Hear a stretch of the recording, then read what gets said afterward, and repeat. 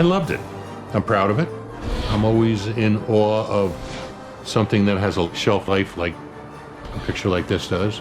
Everything was game, and then, well, okay, we can use it. Let's see it, go with it, that kind of thing. We must have something because, you know, they keep saying, okay, print that, but who knows what it is. It is one of the most fulfilling and joyful for me.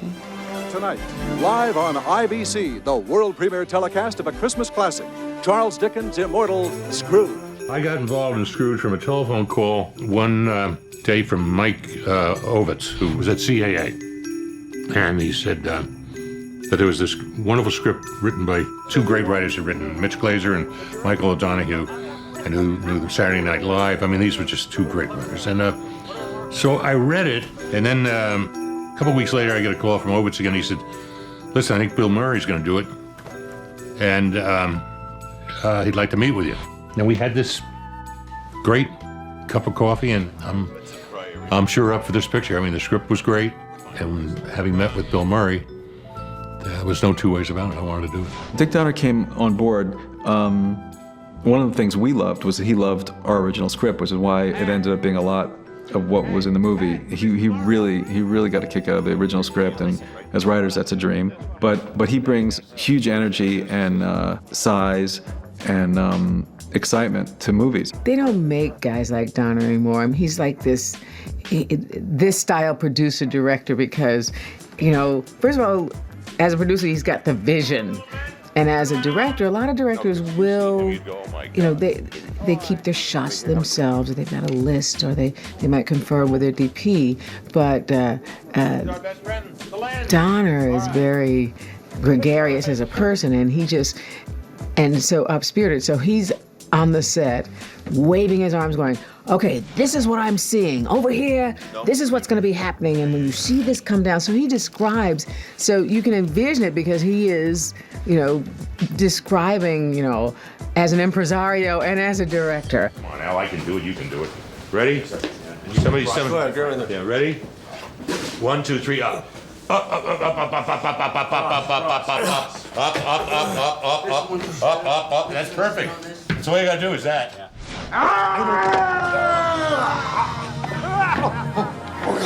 Oh no, please don't think I'm a suicide. Bill Murray brings a lot. He shows up huge. I mean, you know, as an actor, as almost a co-writer, as an editor, you know, he knows comedy, obviously, and so comic timing for the whole shape of the movie he's really helpful with. We really knew his voice as a performer, and he was easy for us to write to.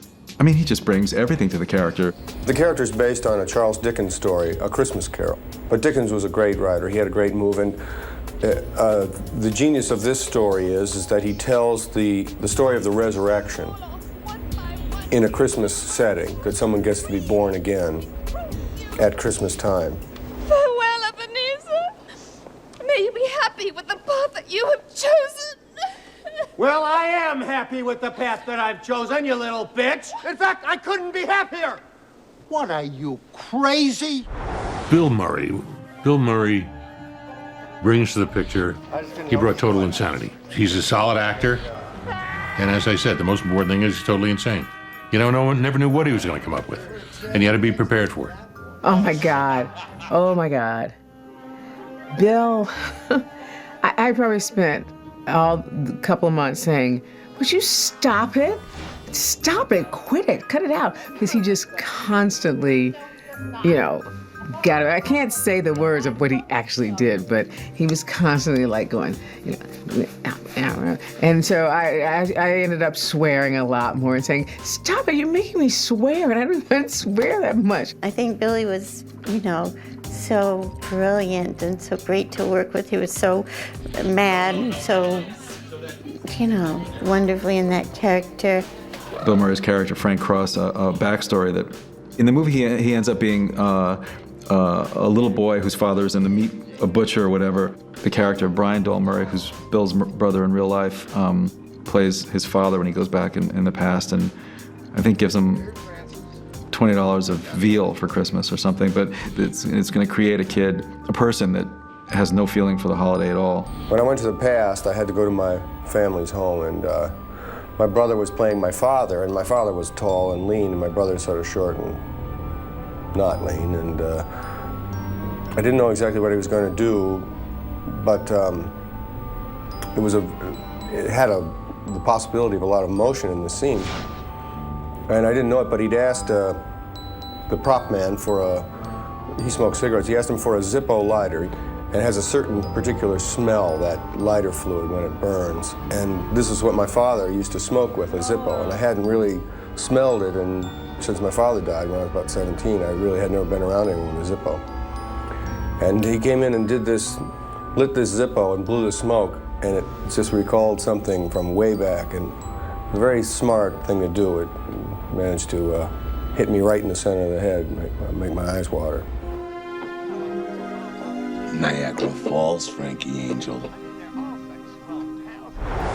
To talk about Bill Murray and his off-the-wall, his improvisation, his creating the character, him bringing it to life the way he allows him to come out of himself. When he opens his mouth, this person comes out of it. You got to have somebody as strong. That was Karen Allen. And when you think about Karen Allen, you say, what does she bring to the screen? I mean, the first thing, obviously, is sheer beauty. She's a beauty. She's so beautiful to look at. Find yourself stumbling when you talk to her, because when you meet her eyes, you just melt. She's just wonderful. And Karen is, obviously a great actress, a wonderful actress. She fit into that whole clique, and she had to, especially with Bill. How they expressed their love for each other was kind of wonderful, how that little romance happened. Karen's great actress. The Karen Allen character is a tough character because she's good and true, and everyone else is so big and or specific. We were real happy with Karen. I thought she made it specific where maybe we hadn't in the writing of it, which always makes the writer look good. Same old Claire, still trying to save the world. You still trying to run it? Karen Allen, she just stunning looking on the screen. She really looks great. I mean, she's really got one of those pusses that just, it just makes you stop and look at it. David Rubin was one of the great casting directors. And he really milked it. I mean, he found these people. He knew the direction we were going. Once you had Bill, Bobcat was suggested, as Carol Kane was suggested, you realize, wait a minute. Oh, look. There's Mr. Hedgehog. I wonder where he's going. Perhaps to Harlem. Carol Kane. Why would you not give Carol Kane the part of this insane little fairy that comes into your life who is... Carol Kane. They talk about casting. I knew my character very well. If you know your character, you can go anywhere. I feel like if you really know your character, you could forget all the written dialogue and still basically be doing what the writer envisioned. I don't forget the written dialogue, especially Michael O'Donoghue and Mitch Glazer write it, because it's brilliant stuff. And I didn't, need to improvise because the writing was so great. And I'm, not as good at that as Bill is. They wrote that character so well that I could just follow along anywhere and still be her,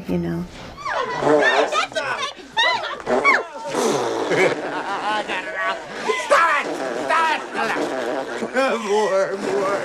Come on, Frank. Next stop's downtown. No. You're not a worm feast. You're an hallucination brought on by alcohol, Russian vodka, poisoned by Chernobyl. I've been under a lot of pressure lately. I've been putting on a big silence. I play the old boss of Bill Murray's, of Scrooge's. And I come back as a ghost, and then later on in the film come back in 2 flashbacks as me. This is not me. This is the ghost. One of my favorite scenes in the movie was the John Forsythe arrival. When his partner Lou shows up, you have a guy in his golf togs with a golf ball on his head and a mouse and stuff, and so it's funny, it's horror. Michael always referred to that character as like an EC comic guy, because it's like a 60s comic book, kind of a crypt keeper sort of a character.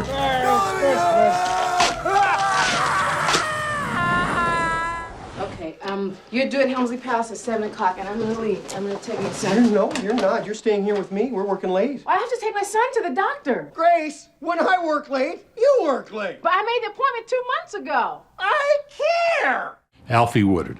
I mean, she's amazing and also bright and quick and witty. I remember hearing that it was an updated version of the Christmas Carol. I had done the Christmas Carol before on stage, and I really like it a lot. And so I was curious what the modernized version would be, because sometimes people take shortcuts all the time. They'll just, place a story or a play or something that we know in a new environment, but they don't carry through to make the adaptation thorough, to think it all the way through. And so I was really excited when I got the script because I felt it was really great.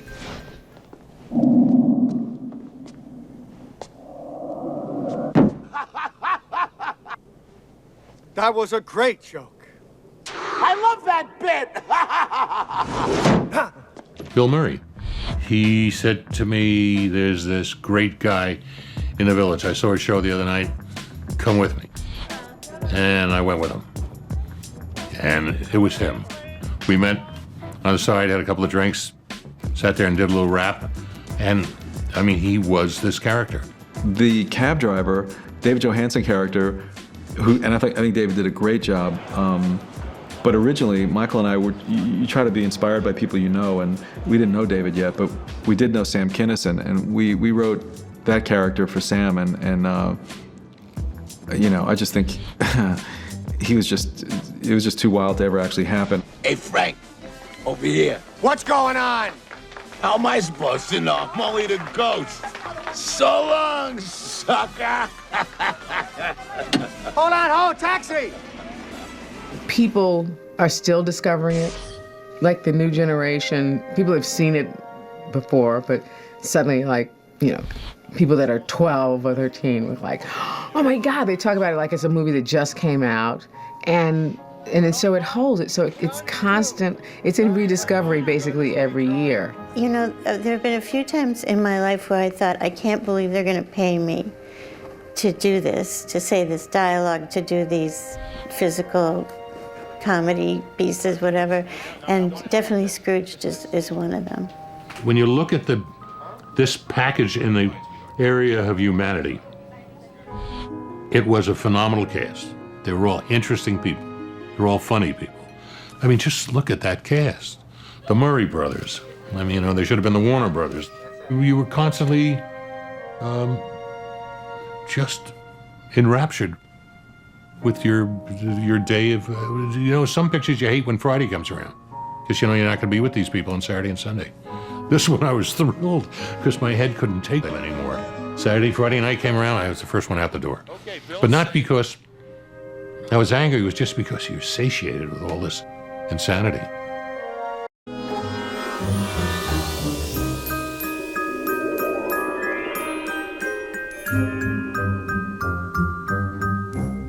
Years before this thing actually got made, I was in Jeff Katzenberg's office at Paramount, who was at that time running Paramount. And literally in the course of that meeting, I kept looking at Jeff and going, a modern day Scrooged. This guy is running a studio, doing a wonderful job, but imperious, strong, pretty cold, tough. And I said, God, this is a really good idea. I didn't say anything. I left, and I was friends with Michael O'Donoghue, Mitch Glazer, and I went to them and said, look, this is the idea. Do you guys want to do it? They went, yes. They wrote the script. I knew the story of Christmas Carol, but I never actually read it. I mean, I knew the idea of it and seen versions of the movie. So went back and got the Dickens book and saw the original, to me the original, I think David Lean version of the thing. And it was just beautiful. Michael O'Donoghue and I sat down and tried to figure out what our version of The Meanest Man on Earth would be. Michael O'Donoghue was one of the great satirists of his generation, and Mitch is a good, solid screenwriter, and the combination between the two of them was really strong. Michael was head writer on Saturday Night Live, and obviously had dealt with TV producers and executives, and I had been around the show a lot, and so we had similar references of people that we thought we could kind of take from. But the idea of making him, you know, the youngest TV executive and seemed to suit, you know, Ebenezer Scrooge as a guy who wouldn't even think of Christmas and just, you know, his main concern would be ways to make money off it, and it was a world that we knew. That part was effortless, actually, kind of finding the role models for a modern Ebenezer Scrooge. So it all spun out of that original idea of making him a TV executive. I am the youngest president in the history of television for a reason. I know the people. But the people already want to watch the show. That isn't good enough! They have got to be so scared to miss it, so terrified! When I got on the picture, Art Linson was one of the producers, or was the producer, and he was nice enough to let me produce it with him. And he and Mitch and Michael had really honed the script down pretty damn well. And obviously a director comes in, you know, has thoughts, and they were very receptive. They would take your suggestion and make it a hell of a lot better than what your thoughts were. But the script was really 99, 44, 100% there. It was a wonderful script. I didn't see the script for a long time. This script was drifting around. I think they gave it to their agent, sent it around the world. As soon as I did see it anyway, I did want to do it. So we spent a lot of time working on it. But the more we worked on the script, the more rotting flesh fell away from it. So we were left with just the skeleton of the script. It was always supposed to be a comedy. It was always supposed to be a kind of a witty, contemporary, sardonic look at the Christmas, you know, the bah humbug of it all. And, you know, a guy running a network or a guy running a studio, what better bah humbug could it be than that? And so, yes, it was always supposed to be a comedy. I think those guys brought a lot of dark wit to it, and Bill Murray brought an even darker wit to it. So, yeah. I can't get the antlers glued onto this little guy. We've tried crazy glue, but it don't work. Have you tried Staples? Staples? Well, the great thing about Dickens is, one of the great things besides, you know, the plots and all the obvious, his names are spectacular. I mean, you know, they're all, you know, from Ebenezer Scrooge to Bob Cratchit, and they somehow capture the personality or the station in life of the people. So we tried to duplicate it. Our homage to him was to try to come up with names that felt like the characters.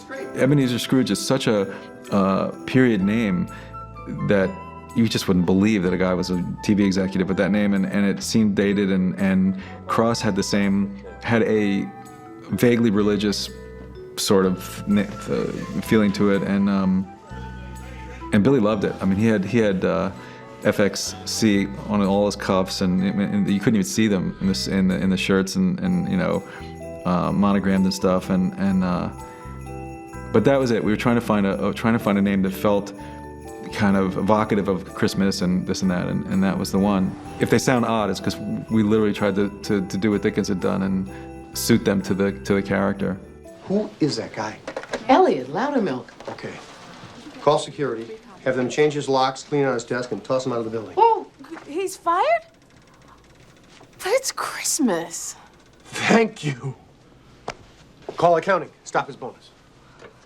Elliot Loudermilk, to us, felt kind of broken and sweet, and it was our Bob Cratchit, obviously, and really in our Scrooge, Cratchit is split between the Bobcat Goldthwait character and Grace. You know, I mean, Grace is really, I guess, the traditional in that she works for him, but the character's split in two, and you know, Cratchit is kind of such a sweet, but even in the book and in the original movies, one-note guy. You know, he's just the kind of victim. You know, and we wanted our Grace to be to have more spirit, and you know, Alfred was just beyond spectacular for that, and even added more to it than we had, actually. I know so well the story of Scrooge and the Cratchits. So of course when I read it, I mean, it was obviously there. So as I played her, I wanted to bring that to it. This completely overworked,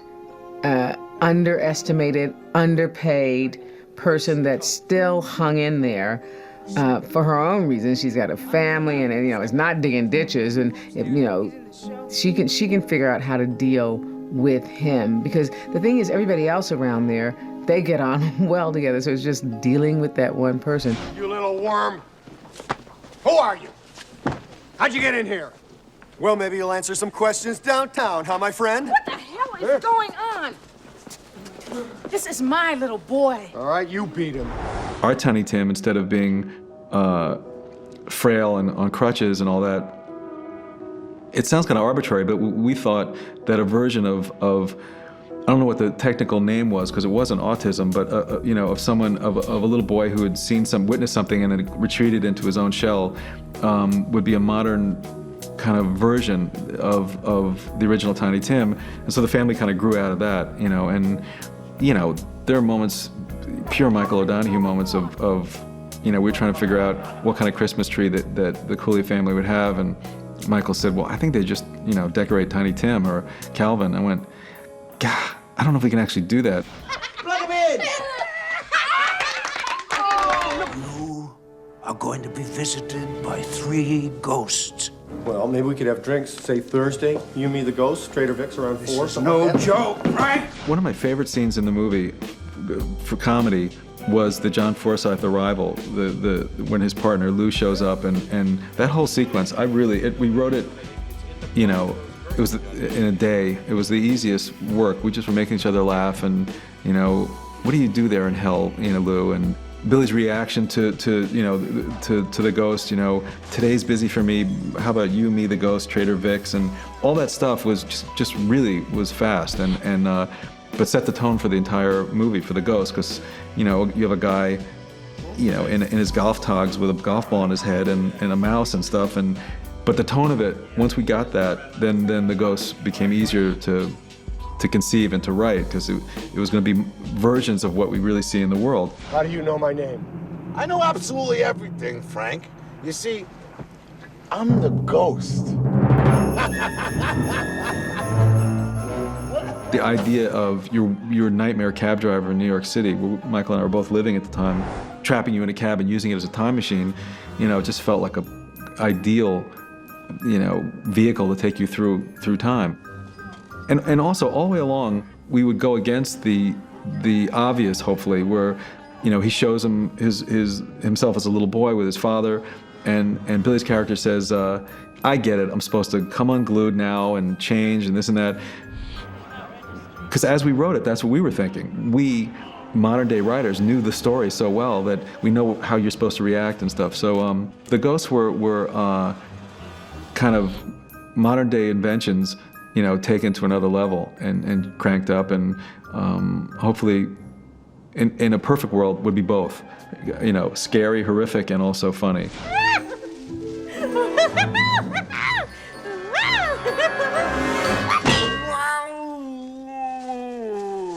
Hello, Frank. I'm the ghost of Christmas present. I had a funny feeling. I think it was written in a way that meshed very well with me, and I think that's partly because Michael had that idea that maybe I would play it. Again, took the character of the traditional fairy with fairy dust and stuff, and her mode of getting him around was just to smash him in the face, physically hit him in the face to get him from one place to the other. We're fighting again. Let's not fight anymore. Oh, look, Frank. What is it?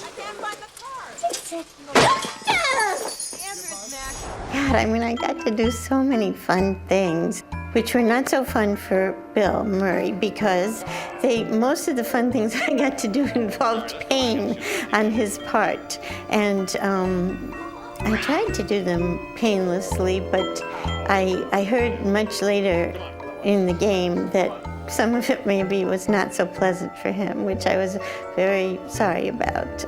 But I tried to do it in as stunty a fashion as I could. They were fun to write, all the ghosts. The last ghost with the little ghouls inside, which was, the ghouls were Michael's idea. He based on some Spanish torture device, Merry Christmas. May I?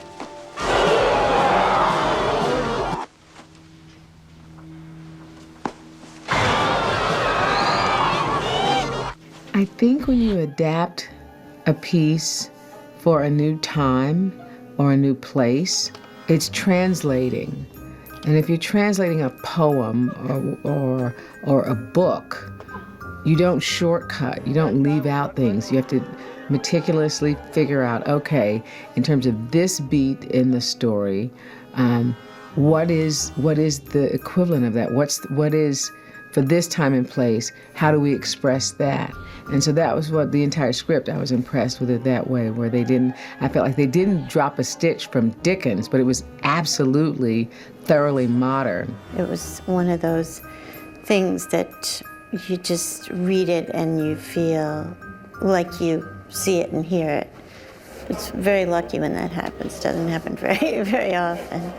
The hardest part of it was keeping the spirit, the heart, and the soul of Dickens' original thing in our version. So it didn't get lost completely. It didn't end up being just this kind of scary, insane, dark comedy, but it was about something which Dickens gave us, and it was our responsibility to keep it in the movie. What we were doing was somewhat of a send-up of ourselves, of a send-up of what was once a send-up, and now for where there was going to be a parody of a send-up, which we parodied. It was Bill Murray taking us down a road that I've never been down before, and I don't think anybody will ever make another Scrooge like that again.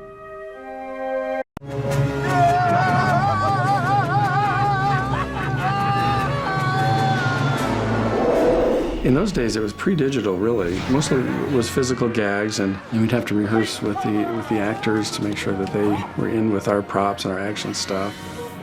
Most of the time when we do a film or a project, everyone's very clear that the body of work is extensive. Makeup was actually a second thought. Oh yeah, we need the Ghost of Christmas Future and present and past, and well, how about, and it was just like that. It always seemed to be a surprise that all these characters need to be designed and created and applied and prepared. We did it by the seat of our pants, actually.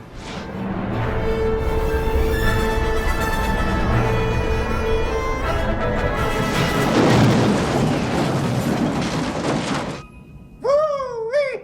That was a good one. Will you excuse me?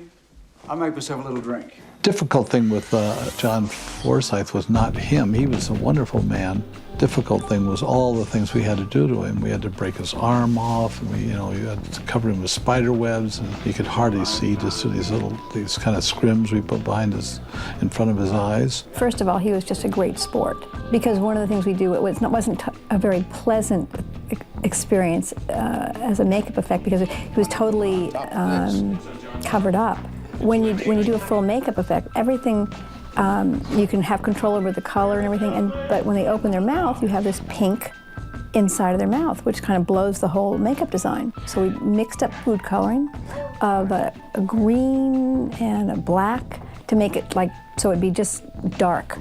And between every take, John would drink it, gargle, and he'd spit it in a cup, so that when he would talk, it would be totally black. If you don't change your ways, you're going to wind up doomed, just as I am. We did probably 3 renditions before we got it. And what we would do is we'd do a mock-up on a plaster bust of John Forsythe from a cast we took, and we would submit that to Richard Donner, and then he would give us his input. It's no joke, Frank. This is your last chance. All right, I'll fix you in for a breakfast. We had to take a full head cast of John and his arms, and for another gag in the film, his torso. And then we had to do duplicate molds, and then each one of these little pieces that I'm removing had to be made individually to overlap. And then they're cast, and just casting them alone takes a day. Each time we want a pair, each time we need a set of these appliances, it takes us a whole day to manufacture them. It takes a whole new set of these mask-like pieces each day to do this makeup. We do an impression of John's head, sculpt the character on that. After we finish that, then we figure out the best way to puzzle it together so he'll be able to articulate and move. So we break it down to where different muscles are so he can talk. We first start with this, which is a sort of combination bottle cap and, sort of sets the look, and this fits over. This is what we put on first. And it fits like that. After we've completed everything with putting all the appliances and painting it, the last finishing touches, before we put the skins on, is the hair pieces. You are going to be visited by 3 ghosts. Ooh, 3 ghosts. 3 ghosts, Frank. Expect the first one tomorrow at noon. Most of the time we meet the actors and we photograph them and we do drawing overlays, and then, you know, if it's more extensive than an application, then we meet with, you know, the director, Richard Donner, and Michael Rief had a lot of input. And from there, we fine-tune it. Carol Kane was kind of an angelic kind of makeup design that we did. It was sort of very pastel and luminescent, kind of fairy tale-like makeup that I applied. There was no prosthetics on her other than, you know, more of an airbrush kind of soft makeup to make her look sort of translucent and porcelain. Sometimes you have to slap them in the face just to get their attention. Each character had a certain calling card, and hers were bubbles. I'm a big fan of soap bubbles, so I made some bubbles and showed them to Dick, and he loved that. He thought they were great. So there's a couple of scenes where I'm actually off camera standing on an apple box with this giant hanger, dipping it in soap water, blowing them past. So it was, her thing was bubbles, and she was perfect for it, you know. She loved the bubbles. She thought it made her so happy, those bubbles, so that became her thing. How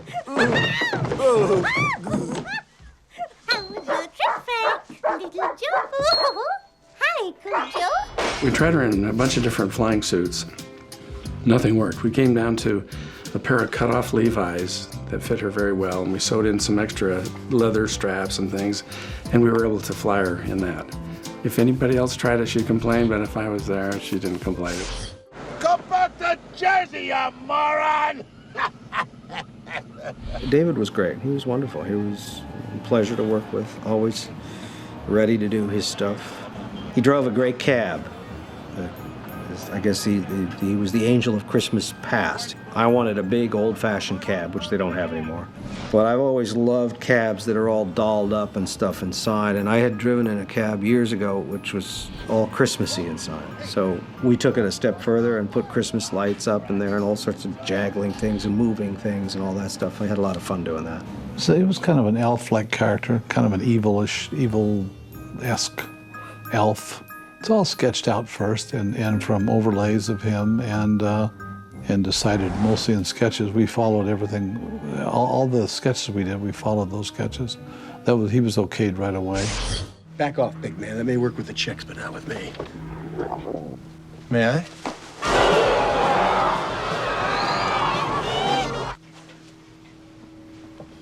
Did our people do that? We're gonna get phone calls. Funny thing is about those lost souls, those were actually made from casts of people that we had, and what we did is we shrunk them. And the reason why they look very strange is because they're distortions of real people. One of them is actually Bill Murray. I don't even know if Bill Murray knows that. One of them was Malcolm McDowell, and the other was Wendy Sperber. We shrank them, and when they shrank, they distorted.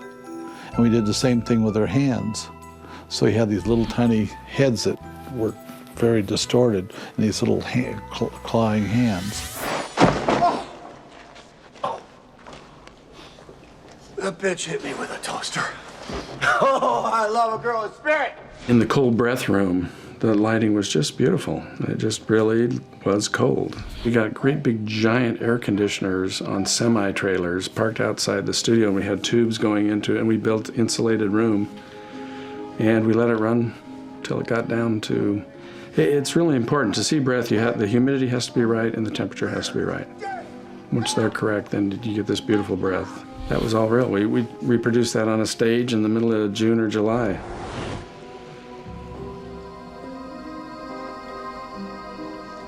Michael Pollard, when he was frozen and found in the basement. We did use paraffin, and we used a silicate of soda, sodium silicate, which is what egg keep. They dip eggs in to keep preserved eggs, which looks like ice when it's formed, and those made little droplets and icicles on his eyebrows and used paraffin, and we used spray snow and makeup, and it was all layered. It was probably about an hour and a half makeup. And the great thing about that Michael Pollard is once you set him, you could set him and he wouldn't move. He became frozen until the shot was over. Geez, maybe I should have given you the $2, huh?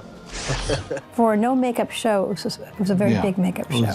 It was very busy there for about 4 months, I think. Right. It's always hard work. You know, if you love making movies, which I do, and you would like it to show up on the film, which I do, that means you got to work as hard as you can with what you have to make it show up. You know, they're always hard. You know, it's 12, 14 hours a day, and hopefully it turns out good and gets on the screen.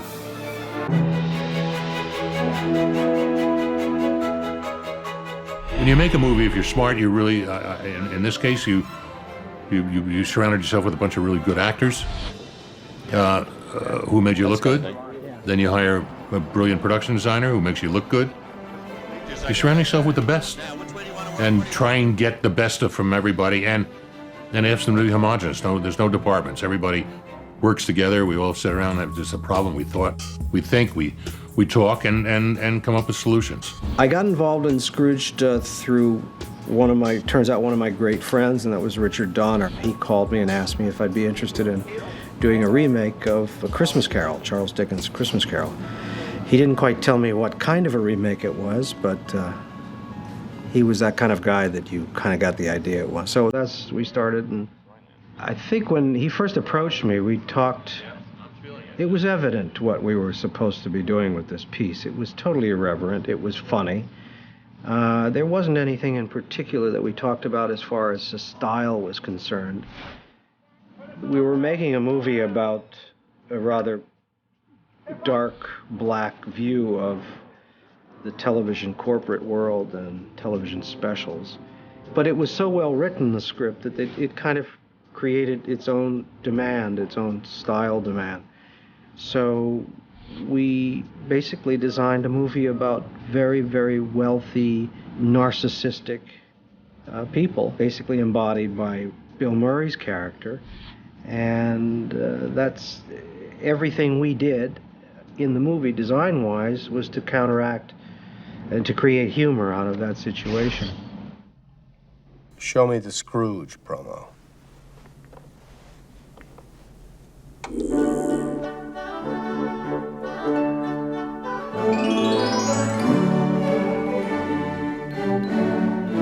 It was a cold, bleak Christmas. 10 o'clock. IBC presents live via satellite from New York, Bethlehem, Helsinki, West Berlin, and the Great Barrier Reef, Charles Dickens' immortal Christmas classic, Scrooge. Christmas Eve on IBC. You'll love it.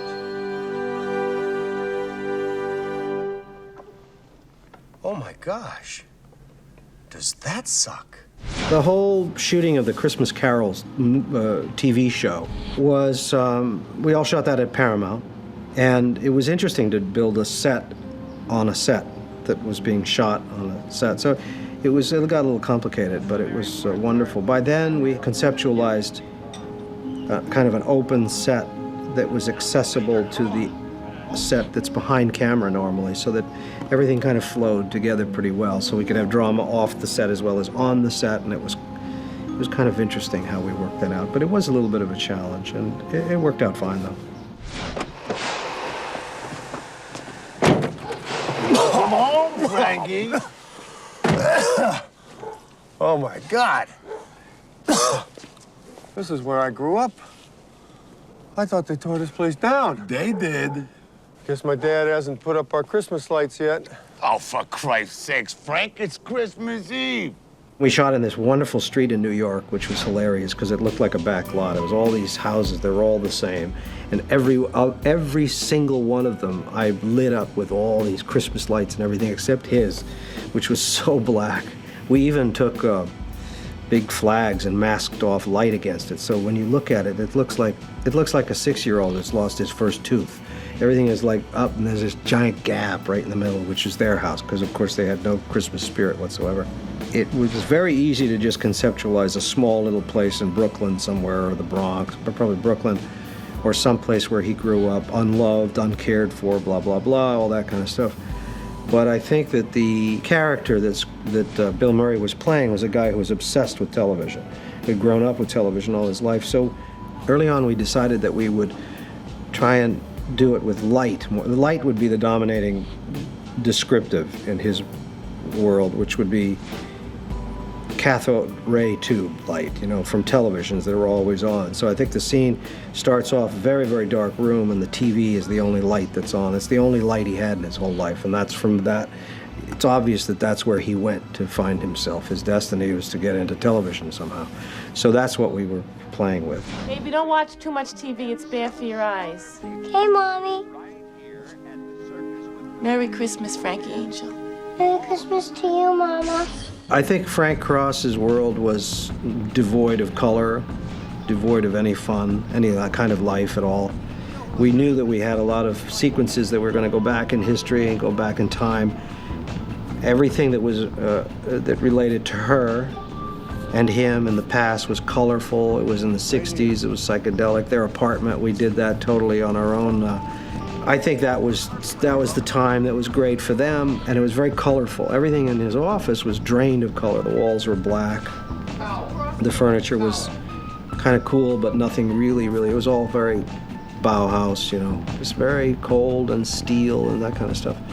That's what we designed. We designed the building to be the epitome of a lack of compassion, humility, and everything else.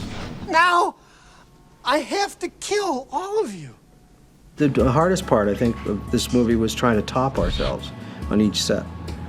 You know, to try and go past everything, to try and, you know, we did one thing one way, we had another thing. We had a lot of sets in this movie, so we had to step it up each time, to keep the comedy, you know, to do service to the comedy that was on the page, and to keep it flowing, keep it going, keep the rhythm going. We're just adding a little color to make it a little darker, give Bill a little bit different look.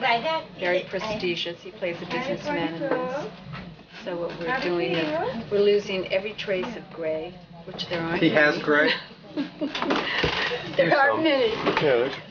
Yeah, And it's a little darker than his normal color. It's darker. Can't you just dye it? So you don't have to do this every day? Well, we do, but then when we start having regrowth problems, regrowth is when his own color starts coming out. We just do this as like a filler in between. Yeah. It's a nice look, isn't it?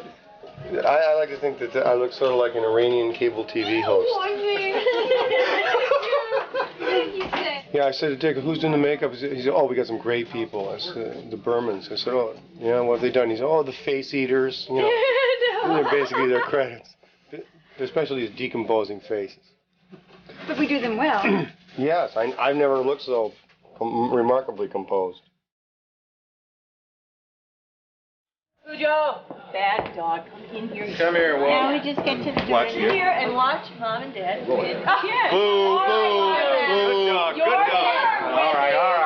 Okay, I can hear you. Good dog. What a festive.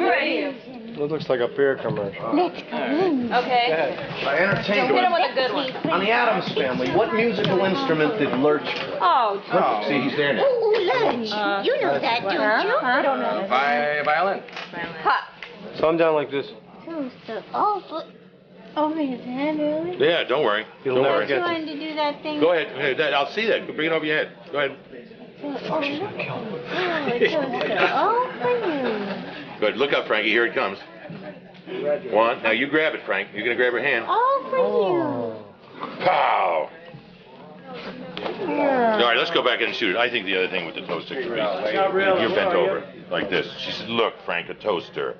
Pow! That's all you got to do, and it's cleaner and there's nothing dangerous. So you can shoot right down. Look, right, watch, look. Oh, you can Frank, shoot the four squares. Look, a toaster. You're bent over.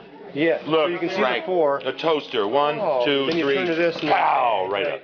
So you can see both angles. I'd just rather be on your face right now and watch. Oh, it's a toaster. One, two, three. Pow! Come on. You're in jeopardy, huh? Real jeopardy. She almost killed me in the last scene. And that was just with her hands. Okay, what was the name of the boat that took them all to Gilligan's Island? This is so easy. You gotta know this. SS mackerel. No. It's a fish. Leave me alone, I know this one. Everybody knows this one. Let's go now. Yeah, does everybody know this one here? Oh, Frank, we're fighting again. Let's not fight anymore. Oh, look, Frank. What is it? I can't find the card. It's a...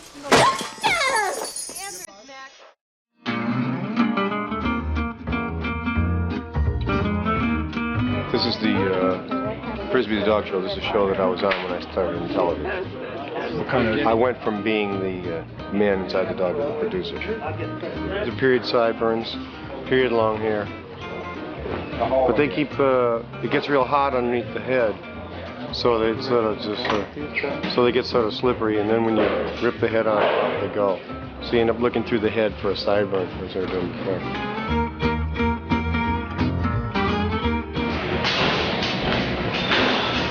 No, this is the handicap assist manager. I don't know what I'm going to have to do here. First time I've tried this, I didn't even drink anything yesterday.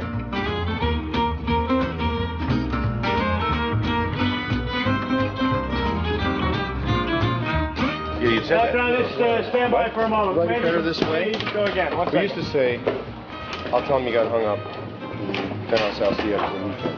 But now she says, now it's the other way around. No, now she says maybe we ought to, maybe not break up. Maybe we shouldn't see each other. Well, that was always there. Yeah, no. And then you said, yeah, well, I'll see you after the weekend. And then she said, okay, I'll just tell him that you couldn't make it. Very good. You don't even hear it at that point. Yeah, I don't know. I just thought it made different logic sense. It seems like such a. I'll tell him you got hung up, and it's not just I'm going to miss you. I'm not going to be there tonight. I'm going to be going for the weekend. Yeah. I don't know. It just seems worse. You know what I mean? Yeah. Jan always liked that one. Jan's the one with us. What? Here we go. Go over the coverage. We got it once like that. Okay, Chappie.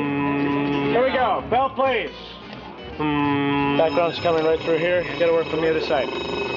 Up there's fine. I kind of need to see Bill on his mark. Okay, just one check on your mark, Bill. Look. Marlene, Here we go, Marlene. Thanks. Let's get on your mark once, please. I think I'll. Hey, get on your mark, actor. Here we go. Quiet. How's that? Huh? He's the guy you want next to that camera whenever it's about to roll. All right, here we go. Ready? And here we go. We're on a bell. Quiet. I'll go watch over. Artist set, please. Oh, hi. I'm Bill Murray, here on the set of my new film, Scrooge. This is the director, Dick Donner, but he's not SAG. You know, we're awfully excited about Scrooge until Paramount said they were going to change the title. That's why we're telling you in advance to keep your eyes peeled for a big winter hit to be called Truck Stop Boys from Paramount. You know, a lot of people have talked about how much money we're spending, 25 million, 30, 35 million. The actual number is $163 million, and we're proud of that. And also proud because, well, it's all right up here on the screen, as you can see. We've got the best talent that money can buy. Our director, Dick Lethal Donner. Our producers, Dick Donner and Art Untouchable Ensign, and our exec producer, Sidney the Yakuza Pollock. But it's the technical credits that really turn me on. That's why we've got Paramount behind us, to get us the best that money can buy. You know, these guys spare no expense when it comes to getting the best. I know all of you know that. Even the script, the paper that they printed it on, and the kind of typewriters they used, really needs. You know, during my last break, I took a job as an usher at a theater in New York, and I finally appreciate just how hard you guys work. I mean, there are people who walk in and stick gum right underneath the seats. There's popcorn everywhere, and there's casual sex going on all over the theater, not just in the back rows anymore. So before we go any further, I think we should all give ourselves a big, and I mean a gigantic standing O, round of applause for the $7 ticket. Come on. Everybody up. Come on. Come on. Sammy, Eric from Philly, get it up. Any Moyers, get up! Everybody up! Get your people up! Come on, everybody up! I'm not gonna stop, goddammit, until everybody is up! Now get up! Come on! You son of a bitches! Get up, you sons of bitches!